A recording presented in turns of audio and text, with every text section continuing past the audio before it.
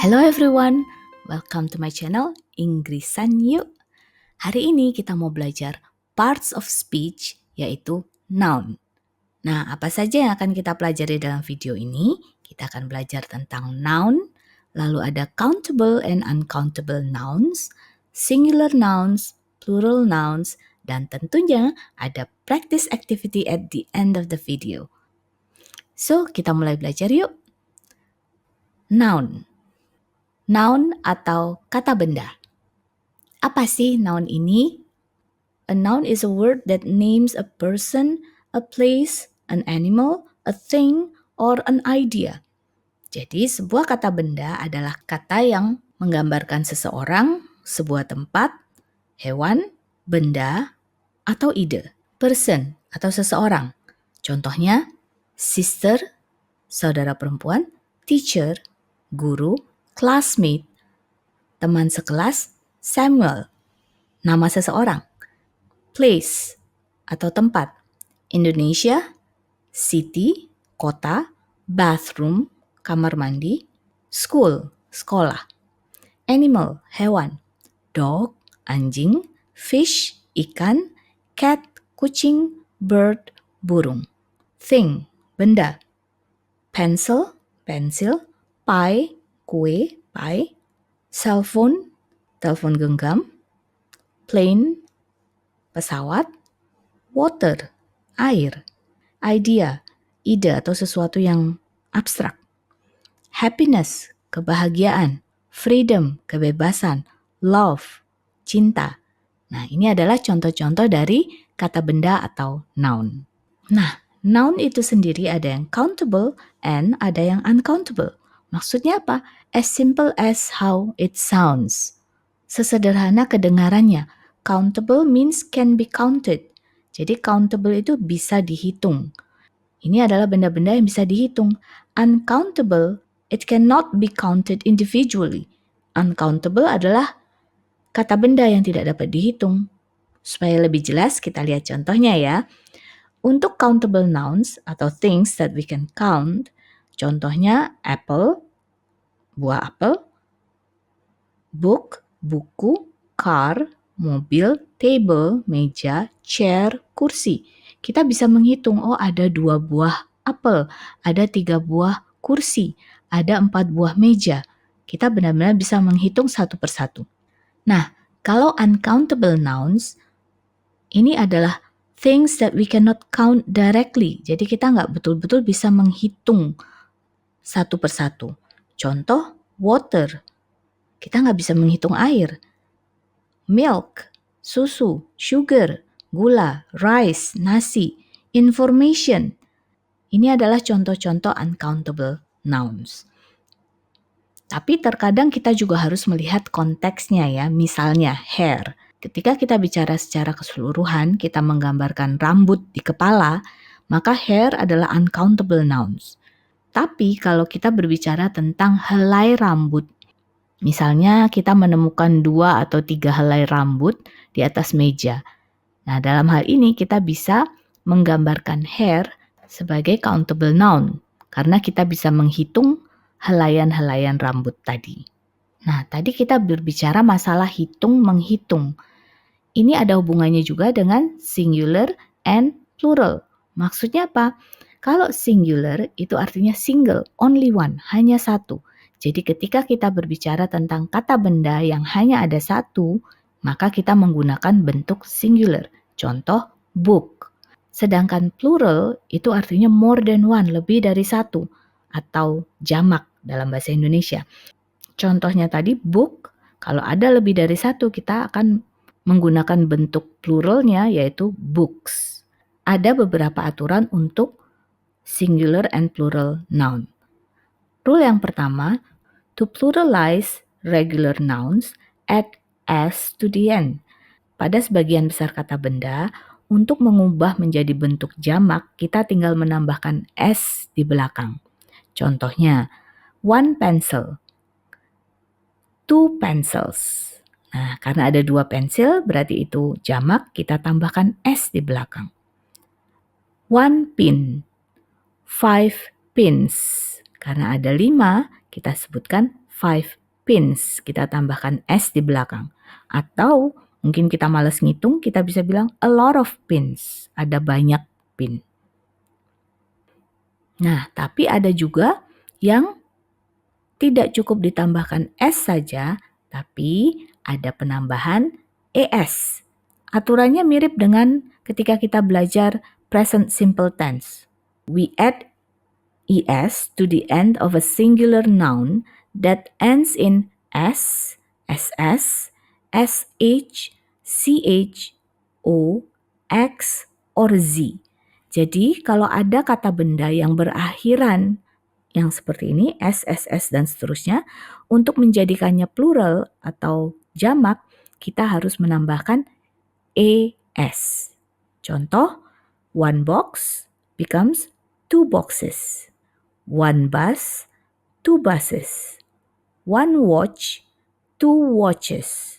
One tomato, two tomatoes. Rule number 3, if a singular noun ends in Y and the letter before the Y is a consonant, change the ending to IES to make the noun plural. Jadi untuk setiap kata benda yang berakhiran Y, tetapi huruf sebelumnya adalah huruf mati, maka kita mengganti Y-nya menjadi I, lalu kita menambahkan ES. Jadi IES di akhir kata benda itu. Contoh, we have one puppy. Jadi akhirannya Y, tapi sebelumnya ada P. Nah, P ini adalah huruf mati. Maka huruf Y-nya kita ganti menjadi huruf I dan kita tambahkan ES di belakangnya.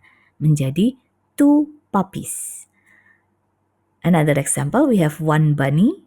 Then it becomes two bunnies. Nah, tapi ingat, kalau sebelumnya adalah huruf hidup, yaitu A, I, U, E, O, kita tidak menggunakan aturan ini, tapi kita pakai yang biasa, kita tinggal menambahkan S. Contohnya, one boy. Boy, akhirannya Y, tapi sebelumnya adalah O. Jadi menjadi two boys. Okay, rule number 4. Some nouns undergo no modification when they are pluralized. Jadi ada beberapa kata benda yang tidak berubah sama sekali dalam bentuk jamaknya. Contoh, one sheep, domba. Kalau kita punya dua, kita tetap bilang two sheep.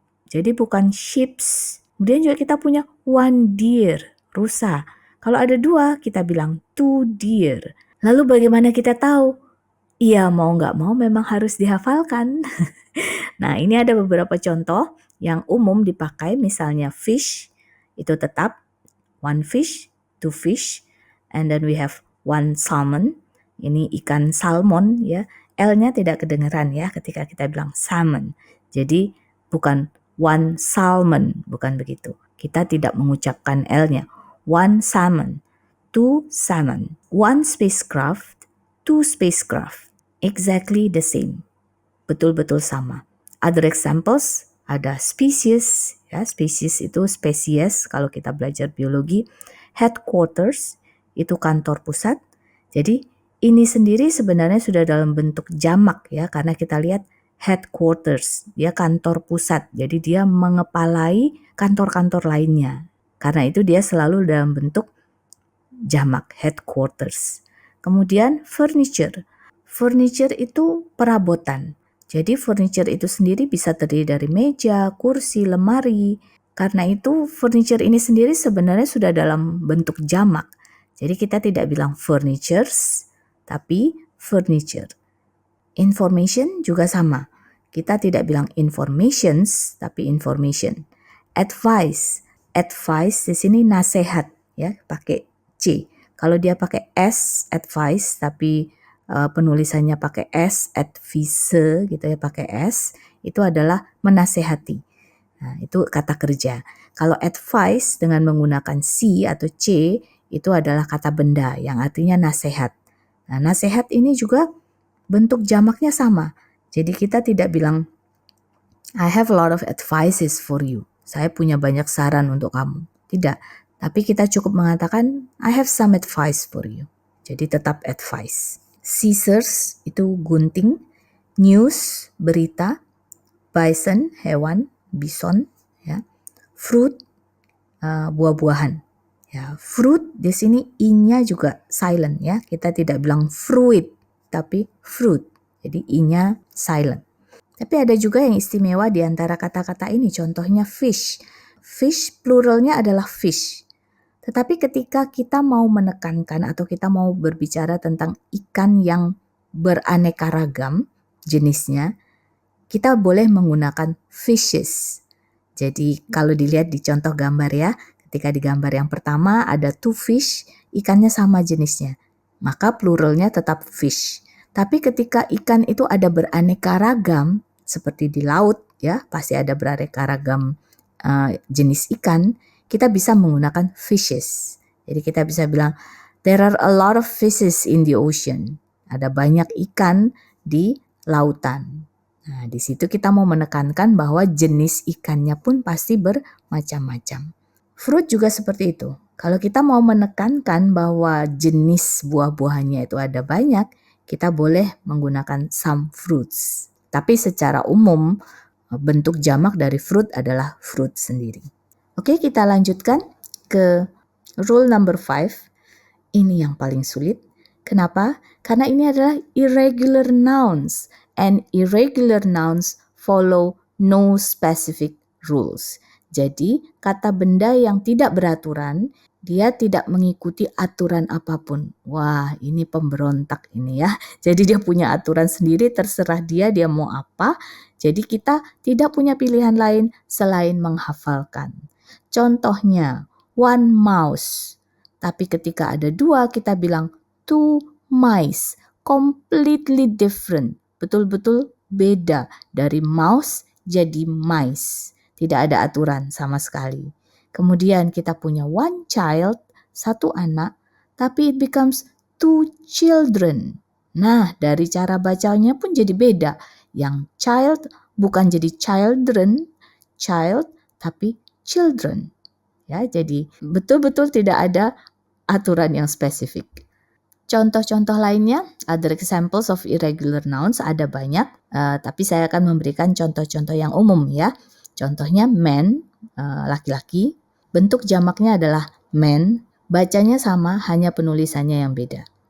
Kemudian woman, perempuan, bentuk jamaknya women. Foot, kaki, feet. Tooth, gigi, teeth. Datum, data, data, ya. Kemudian goose, goose itu angsa tapi yang lehernya pendek. Mungkin di Indonesia kita bilangnya apa ya, soang ya mungkin. Nah itu goose menjadi geese. Person, orang, menjadi people, orang-orang. Knife, pisau, menjadi knives. Sebenarnya kalau secara pronunciation atau kita dengar itu seperti hanya ditambah S, tetapi penulisannya menjadi berbeda. Kita lihat di sini F-nya berubah jadi V, lalu ditambah S di belakang. Ya, knife tadi pisau menjadi knives, mirip leaf daun menjadi leaves. Nah ini juga F-nya berubah menjadi V lalu ditambahkan ES di belakang. Tapi ini juga bukan aturannya, dia irregular, dia betul-betul tidak teratur. Karena ada beberapa kata benda lain yang berakhiran F, tapi kita tidak melakukan seperti ini. Contohnya roof, roof itu atap. Nah bentuk pluralnya roofs, tinggal ditambahin S seperti biasa. Karena itu adalah regular noun. Ini masih kata benda yang patuh sama aturan. Nah ini yang tidak patuh, ini yang bingung. Karena dia betul-betul irregular, dia tidak beraturan gitu ya. Tapi memang ada beberapa contoh lain, ada shelf itu juga jadi shelves, lalu wolf ya, wolf serigala itu jadi wolves, berubah menjadi VES belakangnya ya, tapi tidak selalu. Kemudian index itu seperti apa ya, list atau daftar kata-kata ya. Biasanya kalau di dalam buku di belakangnya itu ada indeks itu, kata-kata, daftar kata-kata. Untuk pluralnya adalah indices atau juga bisa indexes ya. Jadi ada dua, indexes or indices. Nah, lalu ada criterion. Criterion itu kriteria dalam bahasa Indonesia. Bentuk pluralnya adalah criteria. Jadi criterion itu singular, kriteria itu plural. Lalu ada nucleus. Nucleus ini kalau kita belajar kimia, fisika gitu ya. Nucleus adalah inti dari atom ya. Jadi bagian inti atom itu namanya nucleus. Nah, bentuk pluralnya adalah nuclei. Dan masih ada banyak kata-kata yang lain. Tapi ini adalah kata-kata yang cukup umum digunakan dalam bahasa Inggris sehari-hari.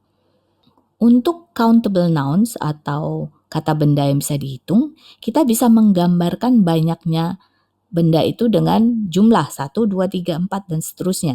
Tapi kalau untuk uncountable nouns karena tidak bisa dihitung, maka kita menggambarkan jumlahnya itu tidak dalam bentuk angka.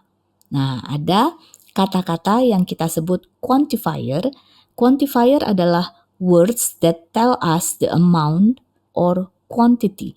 Jadi, quantifier ini adalah kata-kata yang membantu kita untuk menggambarkan seberapa banyak benda itu. Nah, apa saja? Yuk kita lihat. These are the examples of quantifiers. Untuk countable nouns kita menggunakan many, artinya banyak. Example, I have many books. Saya punya banyak buku. A few, beberapa, sedikit. She bought a few apples. Dia membeli sedikit apel. Several, beberapa. There are several chairs in the room. Ada beberapa kursi di dalam ruangan. Each atau every, setiap. Contoh, every day is a new beginning. Setiap hari adalah suatu permulaan baru. Then for uncountable nouns, things that we cannot count directly, kita menggunakan much yang artinya banyak. Jadi much dan many itu sama-sama artinya banyak. Tapi many kita gunakan untuk countable nouns, much kita gunakan untuk uncountable nouns. Contoh dalam kalimat, there isn't much water left. Nggak banyak air yang tersisa. Jadi kita tidak mengatakan there isn't many water left. Karena many digunakan untuk yang bisa dihitung. Dan kita juga tidak bilang I have much books. Itu juga salah. Karena much digunakan untuk uncountable noun. Lalu yang berikutnya a little. Ini mirip dengan a few ya, sedikit. Tapi a little digunakan untuk uncountable nouns. I'd like a little sugar in my coffee. I'd di sini I would ya, I would like. Jadi saya mau sedikit gula di dalam kopi saya. Sedikit kita juga bisa pakai a bit of. Can I have a bit of cheese? Dapatkah saya minta sedikit keju? Ada juga quantifiers yang bisa digunakan for both countable and uncountable. It's kind of flexible. Jadi dia cukup fleksibel, bisa kita gunakan untuk di dua-duanya. Contoh some. Some ini beberapa, tapi biasanya kita pakai dalam kalimat positif. Misalnya I have some apples. I have some milk. Lalu kita punya any. Any ini juga artinya beberapa. Tetapi biasanya kita gunakan dalam kalimat negatif atau dalam kalimat pertanyaan. Jadi kita tidak yakin apakah bendanya ada atau tidak. Contohnya kita bisa tanya, do you have any pens? Kamu punya bolpen nggak? Or do you have any bread? Jadi kita nggak yakin dia punya apa enggak. Jadi kita menanyakannya dengan any. Lalu contoh dalam kalimat negatif, kita bilang, I don't have any money. Saya nggak punya uang sama sekali. Jadi any biasanya digunakan untuk menyatakan sesuatu yang nggak ada atau kita nggak yakin ada atau enggak. Nah kalau misalnya kita yakin, boleh sih kita pakai some di dalam pertanyaan. Misalnya kita yakin kalau teman kita ini punya uang, terus kita bilang, do you have some money? Punya uang nggak? Gitu. Tapi kalau kita nggak yakin, biasanya menggunakan any. Do you have any money? Atau kalau kita ketok pintu nih, knock knock knock, knock knock knock, anybody home? Ada yang di rumah nggak? Karena kita nggak yakin apakah ada orang di rumah apa enggak. Begitu ya. Oke, kemudian yang terakhir kita punya a lot of. A lot of itu artinya banyak. Contoh a lot of cars, banyak mobil. Tapi kita juga bisa pakai dalam uncountable, a lot of rice. I ate a lot of rice today. Aku makan banyak sekali hari ini. Nah, oke, cukup jelas ya. Hari ini kita belajar cukup banyak, semoga cukup jelas supaya siap untuk latihan. Let's practice. Yang pertama, ada 12 pertanyaan. The question is it countable or uncountable? Jadi teman-teman cukup identify apakah kata-kata ini countable or uncountable. Teman-teman boleh pause videonya dulu sambil dipikirin apakah kata-kata ini countable atau uncountable. Kalau sudah siap, boleh di-play lagi. Oke, yang berwarna kuning itu adalah countable, yang tetap berwarna putih itu adalah uncountable. Jadi yang countable adalah girl, anak perempuan, orange, jeruk, city, kota, school, sekolah, tree, pohon, moon, bulan.